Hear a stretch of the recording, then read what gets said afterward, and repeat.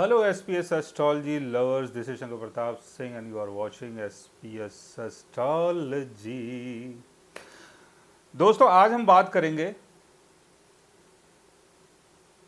कुछ ऐसी खास चीज़ों के बारे में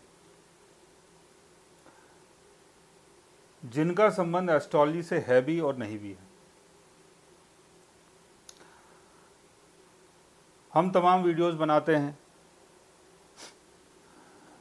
राहु के बारे में, शनि के बारे में, शुक्र के बारे में, ग्रहों की प्लेसमेंट के बारे में, D9 के बारे में, D10 के बारे में। तमाम हमारी वीडियोस बनती हैं और भी तमाम जो एस्ट्रोलॉजर हैं वो भी अपनी अलग अलग सीरीज डालते हैं, वीडियोस डालते हैं। तो हर कोई इंसान एस्ट्रोलॉजी को डिस्क्राइब कर रहा है कि अगर राहु यहाँ पर होगा तो क्या होगा, चंद्रमा 4th हाउस में होगा तो क्या होगा, और अगर कोई ग्रह अपने रेट्रोगेशन में है तो क्या होगा। तो ये सारी चीज़ें हम दिन रात सुनते रहते हैं, लेकिन इसका फ़ायदा क्या है? इसका कोई फ़ायदा नहीं। इससे सिर्फ हमारी नॉलेज बढ़ रही है, हम एस्ट्रोलॉजी को सीख रहे हैं, एस्ट्रोलॉजी का ज्ञान हमारे अंदर आ रहा है। लेकिन इस ज्ञान का फ़ायदा तभी है जब आप किसी की लाइफ को ट्रांसफॉर्म कर दो, किसी के जीवन को बदल दो।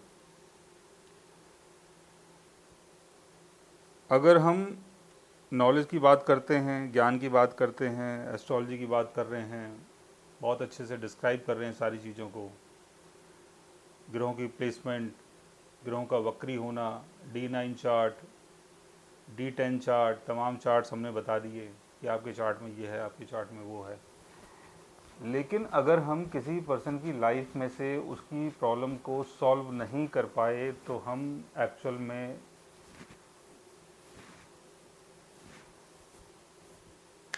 एस्ट्रोलॉजर तो हैं लेकिन हीलर नहीं है। तो किसी को हील करना, किसी को ठीक करना, चाहे वो रेमेडीज़ के थ्रू हो, चाहे वो मंत्रों के थ्रू हो, चाहे वो ध्यान मेडिटेशन के थ्रू हो, वो चीज़ें वर्थ करती हैं।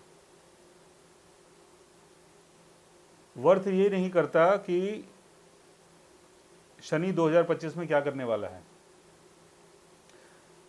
शनि 2025 में चाहे कुछ भी करे, लेकिन उस 2025 में हमारे साथ क्या होगा और हमें उसको कैसे ट्रांसफॉर्म करना है, कैसे ठीक करना है, वो चीज़ मैटर करती है। स्पेशली अगर मैं अपनी बात करूं तो मेरा ज़्यादा कोई इंटरेस्ट नहीं होता कि मैं प्लेनेटरी पोजीशन के बारे में बोलूं या बताऊं या राशियों के बारे में बताऊं। मेरा ज़्यादा इंटरेस्ट होता है कि मैं किसी पर्सन को पकड़ूं और उसकी कुंडली में जो भी दोष है, जो भी परेशानी है, जो भी दिक्कतें हैं, मैं उसको आराम से एक्सप्लेन कर दूं, समझा दूं और उसकी प्रॉब्लम सॉल्व हो जाए। एस्ट्रोलॉजी को एक्सप्लेन करके मुझे ज़्यादा मज़ा नहीं आता, क्योंकि ये चीज़ हमने आत्मसात कर ली है, पढ़ाई कर ली है इसकी, ये चीज़ पता है। लेकिन मज़ा तब आता है जब आप किसी की लाइफ को बदल रहे हो, उसकी लाइफ में कुछ चेंज आ रहा है, उसको आपने कोई समझ दी। अब ये हर चीज़ ज़रूरी नहीं कि आपने रेमेडी के थ्रू ही चेंज किया हो लाइफ को। आपने कुछ ऐसी बातें समझा दी उनके चार्ट के बारे में, लाइक जैसे राहु के बारे में, केतु के बारे में, और ये जो अंडरस्टैंडिंग है ये उनके दिमाग में बिल्कुल फिट हो गई, और उसके द्वारा जो बाद में उन्होंने जो भी अपना कार्यक्रम किया उसके कारण जीवन में बदलाव आया।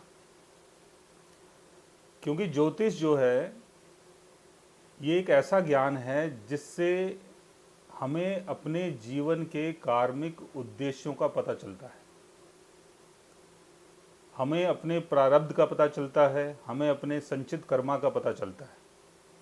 हमें इससे ये पता चलता है कि हमारी बॉडी में जो 7 चक्र होते हैं वो 7 चक्र कैसे ब्लॉक हैं, कौन सा चक्र ब्लॉक है, कौन सा चक्र आपका एक्टिवेट है, अगर कोई चक्र अगर आपका ब्लॉक हो गया है तो इसको कैसे एक्टिवेट करना है, क्योंकि 7 जो चक्र हैं वो 7 ग्रहों को कंट्रोल करते हैं या 7 ग्रह उनको कंट्रोल करते हैं, दोनों तरफ से आप समझ सकते हो। क्योंकि चक्रा मेडिटेशन से हम अपने ग्रहों को इम्प्रूव करते हैं और ग्रहों की रेमेडी से भी हम अपने चक्रों को इम्प्रूव करते हैं जो ऑलरेडी फंसे हुए हैं, स्टक हो गए हैं। तो बड़ी गहरी चीज़ें हैं इसके अंदर, और इसको अगर आप डीपली समझो तो इससे काफ़ी चीज़ें बदल भी जाती हैं। अगर आप बोलें कि कुछ बदलता नहीं है तो ऐसा नहीं है। आप एस्ट्रोलॉजी को बड़े डीप तरीके से समझो, अपने 7 चक्रास के बारे में आपको नॉलेज होनी चाहिए, उनकी मंत्रों की नॉलेज होनी चाहिए, तो आप जीवन में कुछ भी बदल सकते हो। 2 चीज़ नहीं बदलती है, एक तो पैदा होना और दूसरा मरना, बाकी कुछ भी यहाँ बदल सकता है। आपने देखा होगा कि जब आप एक्सरसाइज करते हैं, वॉक करते हैं, तो आपका जो फैट है वो बर्न होता है, आप स्लिम हो जाते हैं। जब आप ज़्यादा फूडी हो जाते हैं तो आप मोटे हो जाते हो। जब आप ज़्यादा गुस्सा करते हो तो जो आपके रिलेशन हैं वो बिगड़ जाते हैं।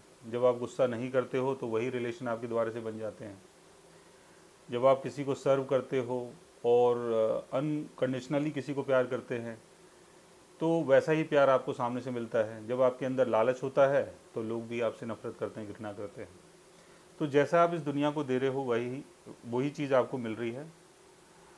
और इसमें जो समझने वाली बात यह है कि अगर आपको गहराई से समझना है तो आप अपने राहु और केतु को पहले समझें, क्योंकि राहु और केतु को समझ लेने का मतलब ये है कि आपने अपने जीवन के उद्देश्य को, कार्मिक बर्थ को, रीज़न को, सारी चीज़ों को समझ लिया। शॉर्ट में अगर मैं बोलूं कि केतु की प्लेसमेंट से ये पता चलता है कि जिन चीज़ों को हमने पास्ट लाइफ में अचीव कर लिया है, यानी जिन चीज़ों के अंदर हमारी मास्टरी है। केतु जैसे आपका 8th हाउस में है तो आपकी mastery astrology, tantra, mysticism, reiki, इन सब चीज़ों में होगी।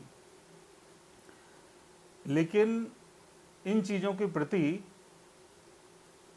आपको अपना ऐसा स्वभाव रखना है कि ये आपको देने के लिए है।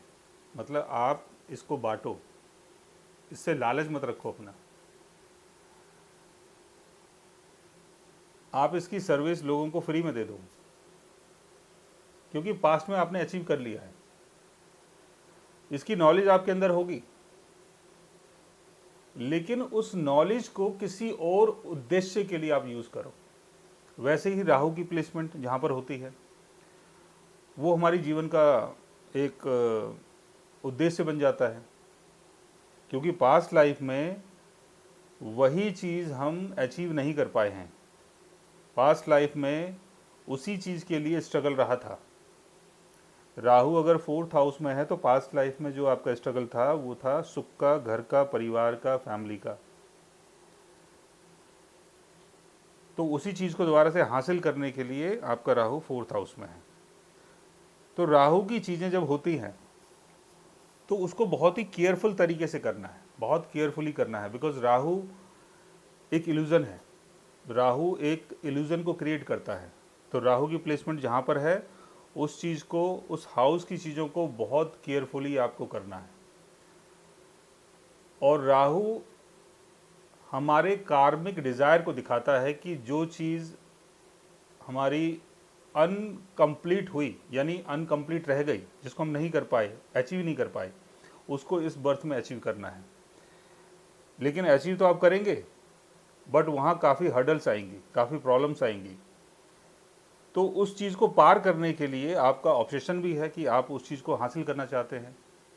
तो उस चीज़ को हासिल करने के लिए बहुत समझदारी से आप आगे बढ़ें और अपना जो भी आपका कार्य है उसको आप करें। लेकिन केतु की प्लेसमेंट जहाँ पर है वो सारी चीज़ें हमें मिल चुकी हैं, हम उसके मास्टर हैं, लेकिन हमें उस चीज़ के प्रति बहुत ज़्यादा डिटैच्ड होना है और अपने काम को करते जाना है। मतलब कर्म तो करो, लेकिन उस कर्म से जो फ़ायदा है उसकी इच्छा मत रखो। और केतु की जो भी चीज़ें होती हैं वो सर्व करने के लिए बनी होती हैं, क्योंकि आपने पास्ट में केतु से जुड़ी हुई सारी चीज़ें एक्सपीरियंस कर ली हैं। आप अपने लिए मत रखो उसको, आप उसको बांट दो, तब आपको केतु का बेनिफिट दिखाई देगा। और जैसे मैंने बताया था कि राहु जहाँ पर बैठा हुआ है उस चीज़ को बहुत केयरफुल होके करो, तो आपको वहाँ पर राहु का बेनिफिट भी दिखाई देगा। तो ये कुछ एक दो बातें हैं जो मैंने आपको बताई है, तो इससे आपकी लाइफ में ट्रांसफॉर्मेशन होगा, बदलाव होगा। ऐसी तमाम चीज़ें हैं, हज़ारों चीज़ें हैं, लाखों चीज़ें हैं कि जिससे हमारी लाइफ में काफ़ी कुछ बदल सकता है। लेकिन एस्ट्रोलॉजी को सिर्फ पढ़ लेना, समझ लेना वो काफ़ी नहीं है। एस्ट्रोलॉजी के थ्रू अपनी लाइफ को और दूसरे की लाइफ को ट्रांसफॉर्म करना बड़ी चीज़ है। क्योंकि मेरे 24 साल के करियर में मैंने जो एस्ट्रोलॉजी से सीखा है उससे पहले मैंने अपने आप को समझा है, जाना है, मेरी क्या अच्छाइयाँ हैं, मेरी क्या बुराइयाँ हैं। अच्छाइयाँ बुराइयाँ हर इंसान के अंदर होती हैं। लालच, स्वार्थ, चालाकी, ये हर इंसान के अंदर होता है, मेरे अंदर भी होगा थोड़ा बहुत या रहा होगा। तो एस्ट्रोलॉजी के थ्रू ये सारी चीज़ें समझ में आई हैं कि भाई हमारे अंदर क्या बुराइयां हैं, क्या अच्छाइयां हैं, और हमारी लाइफ का पर्पस क्या है, गोल क्या है। जब लाइफ का गोल और पर्पस पता चलता है तो सारा विज़न क्लियर हो जाता है और आप अपनी पूरी फोर्स उसमें लगा देते हैं। आपको ये पता रहता है कि मुझे किस तरफ जाना है और किस तरफ नहीं जाना है। तो इससे बहुत बड़ा ट्रांसफॉर्मेशन लाइफ में होता है। दोबारा से आपको रीबर्थ मिलता है। आप अपने जीवन में अपने उद्देश्य को हासिल कर पाते हैं और आपकी लाइफ और आपका जो जन्म है वो सफल हो पाता है। सो गाइस, आज मैंने आपको बताया कुछ ऐसी सच्चाई के बारे में जो हर इंसान को समझनी चाहिए अगर वो एस्ट्रोलॉजी से जुड़ा हुआ है। और मेरा जो उद्देश्य है वो भी मैंने आपको बताया कि मेरा उद्देश्य है जीवन को ट्रांसफॉर्म करना और आपको आपकी सच्चाई के सामने ले जाके खड़ा करना। So guys, take care. Love you all and goodbye.